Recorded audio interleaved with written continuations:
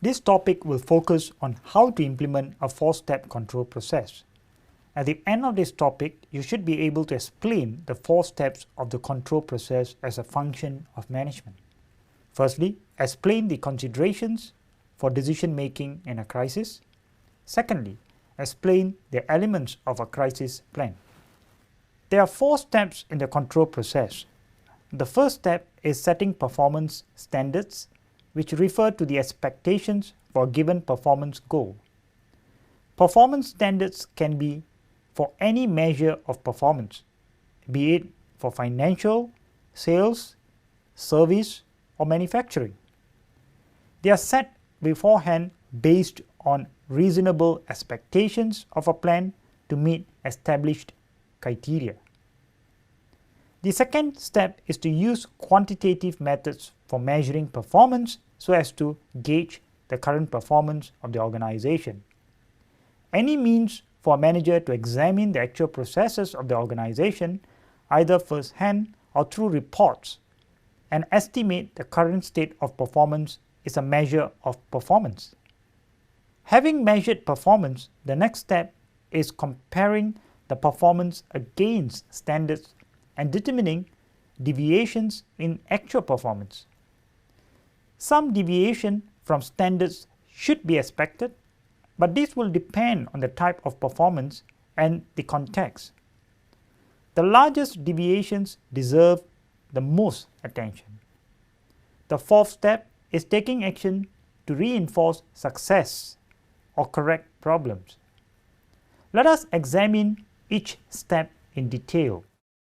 The first step in the control process is setting performance standards. The performance standards are expectations for a given performance goal and can be for any measure of performance. Examples will include increasing market share by 18%, responding to customers' complaints within 24 hours, or reducing costs by 20%. It may also take the form of a combined performance standard, such as achieving $23 million in sales revenue with an excellent service rating of 5 upon 5, and accomplishing the project within a budget of $300,000. Performance standards establish desired performance which can motivate employees and give them benchmarks to aim for. The standards must be derived from job requirements and relevant to the task at hand. Performance standards are set with respect to criteria which reflect quantity, quality, time, and cost. The second step is to measure performance. We can look out for number of defects, revenue earned, manpower turnover, number of days for which an employee is absent, or number of units manufactured. As sources of information for measuring performance, a manager can look into the actual processes of the organization, either first-hand or through reports, and estimate the current state of performance criteria as a measure of performance. Reports, either oral or self-reports from employees or computer analysis of logistic flows within the organization, are viable forms of measurement. The manager can also directly observe behaviors of employees and the task processes at hand. The third step is to compare actual performance with the standard, identify and evaluate discrepancies and deviations from the actual performance and the performance standard. Some deviation from standards should be accepted, but depending on the type of performance, this is very dependent on the context. The principle of exception states that largest deviations deserve the most attention. These reflect inappropriate standards or where managerial knowledge is least complete.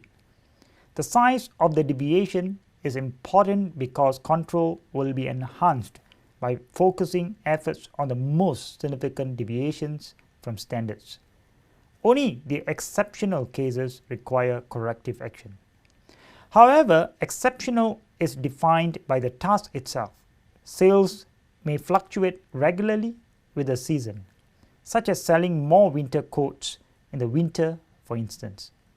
It is important to give context for deciding which deviations are exceptional from experience or historical data trends.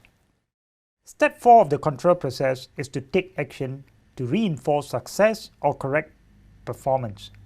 How the management reacts will depend on the deviation of current from expected performance. Rewarding positive performance or even performance that meets standards reinforces the positive behavior. Corrective action is needed when poor performance is a systematic problem. In such instances, the management needs to listen to employees to determine the underlying problems.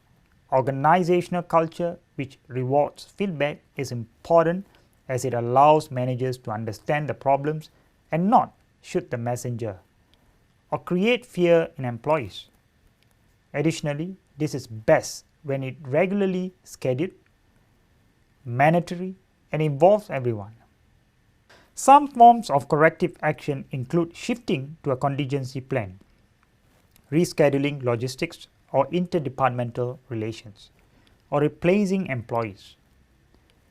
After corrective action takes place, managers conduct after-action reviews to determine how the change was received and to make sure it has the desired effects.